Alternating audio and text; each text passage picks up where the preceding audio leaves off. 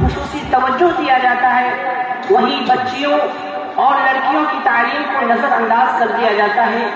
یہ غلط چیز ہے، یہ اچھی چیز ہے، چونکہ تعلیم کو حاصل کرنے کے بارے میں جو اللہ تبارک و تعالی نے سب سے پہلی آیت یا نازل کی، اس کے اندر چاہے وہ مرد ہو یا خواتین ہو، لڑکا ہو یا لڑکی ہو، تمام شامل ہیں۔ اللہ نے کہا اقرأ بسم ربک الذی خلق، تم پڑھ اپنے رب کے نام سے، یعنی اس پڑھنے کے اندر اللہ تبارک و تعالی نے جو فرمایا اس میں مرد اور عورت برابر کے شریک، اس لیے صرف مردوں کی یا بچوں کی تعلیم پر دھیان دیا جانا، لڑکیوں اور بچیوں کی تعلیم کو نظر انداز کر دینا، یہ بہت ہی غلط سوچ ہے۔ اس سے ان چیزوں کو ہمیں اپنے دماغ سے نکال دینا چاہیے، چونکہ ایک سماج کے اندر جب تک بچی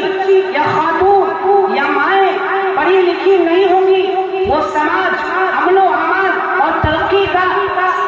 کا سماج نہیں ہو سکتا، وہ سماج ترقی نہیں کر سکتا۔ چونکہ مفکرین میں سے نیپولین بوناپارٹ کا قول ہے، انہوں نے کہا تھا کہ تم مجھے ایک پڑھی لکھی ماں دو، میں تمہیں تہذیب یافتہ اور ترقی یافتہ سماج دوں۔ ان کے اس قول سے یہ پتہ چلتا ہے کہ جب تک لڑکیوں کے اندر تعلیم نہیں ہوگی، جب تک بچیاں تربیت یافتہ نہیں ہوں گی، وہ اپنے بچوں کی تربیت نہیں کر سکتی۔ جب ان کا بچہ تربیت یافتہ نہیں ہوگا، پھر وہ سماج صحیح نہیں ہو سکتا، وہ سماج نہیں ہو سکتا جس سماج کی آج ہمیں اور آپ کو ضرورت ہے۔ اس لیے بچیوں کی تعلیم کے لیے اتنا بڑا ادارہ جو یہاں کے ذمہ داران نے کھولا اور اپنی شبانہ روز محنتوں سے اس ادارے کو چلا رہے ہیں، یہاں کی بچیوں کو ایک ہی چھت کے نیچے دینی اور عصری تعلیم سے روشناس کرا رہے ہیں، یہ ان کی بڑی کاوشیں ہیں۔ اللہ تبارک و تعالیٰ ان کی اس کاوشوں کو قبول فرمائے۔ میری ماں اور بہنیں، اللہ کے نبی صلی اللہ علیہ وسلم نے فرمایا من كانت له 3 بنات فصبر عليهن وسقاهن وكساهن كن له حجابا من النار۔ اللہ کے نبی صلی اللہ علیہ وسلم کی اس حدیث کا مفہوم یہ ہے کہ اگر کسی شخص کے پاس 3 بچیاں ہیں اور وہ اپنی ان بچیوں کی صحیح تعلیم و تربیت کرتا ہے، ان کے پڑھنے لکھنے کا انتظام کرتا ہے، انہیں قرآن کی تعلیم سے روشناس کراتا ہے، انہیں اللہ کے نبی کی حدیث سکھلاتا ہے، انہیں زندگی گزارنے کا صحیح طریقہ سکھلاتا ہے، ایسے شخص کے بارے میں اللہ کے نبی صلی اللہ علیہ وسلم نے فرمایا کہ یہ لڑکیاں، یہ بچیاں کل قیامت کے دن ان کے لیے جہنم کے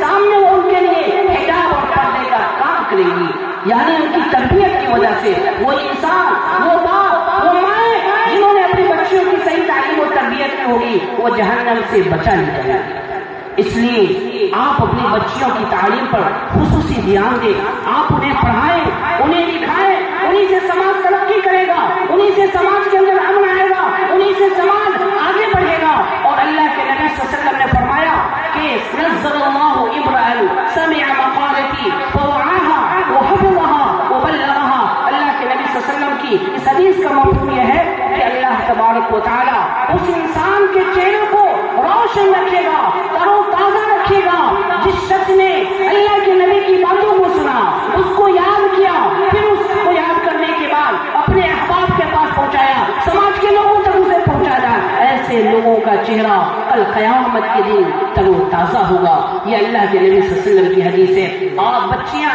آپ تمام بچیاں اور آپ کے گارڈین حضرات بہت ہی خوش نصیب ہیں کہ انہوں نے آپ کو ایک دینی ادارے میں رکھا جہاں آپ ہر وقت دنوں رات شب و روز دینی تعلیم حاصل کرتے ہیں، یہاں کے خوشگوار فضاؤں میں دینی سانسیں لیتے ہیں، اور آپ ہر وقت آپ کی زبانیں اللہ کے ذکر سے کر رہتی ہیں، آپ کی زبان پر قرآن کی آیتیں ہوتی ہیں، آپ کی زبان پر اللہ کے نبی کی حدیث ہوتی ہے، آپ کی زبانوں پر اللہ کا ذکر رہتا ہے۔ ایسے لوگوں کے بارے میں اللہ کے نبی نے فرمایا کل قیامت کے دن اللہ رب العالمین کے سامنے اللہ رب العالمین ان کے چہرے کو تر و تازہ رکھے، اور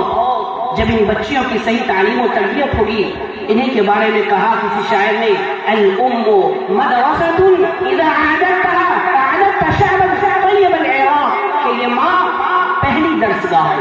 یہ ماں کا جو روح ہوتا ہے یہ بچوں کی تربیت کی پہلی درسگاہ ہوتی ہے. اگر ماں پڑھی لکھی ہے، ماں تعلیم یافتہ ہے، ماں کلمہ لا الہ الا اللہ محمد رسول اللہ جانتی ہے، تو اپنی اولاد کو سب سے پہلے جو حکم دے گی، سب سے پہلی جو تعلیم دے گی وہ یہی کہ کلمہ شہادتین لا الہ الا اللہ محمد رسول اللہ کا اقرار.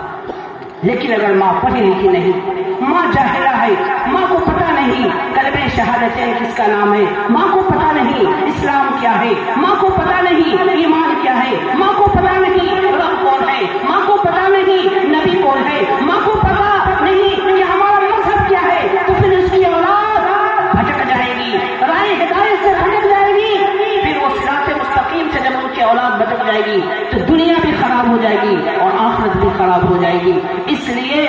میں آج اپنی ماؤں سے اور اپنے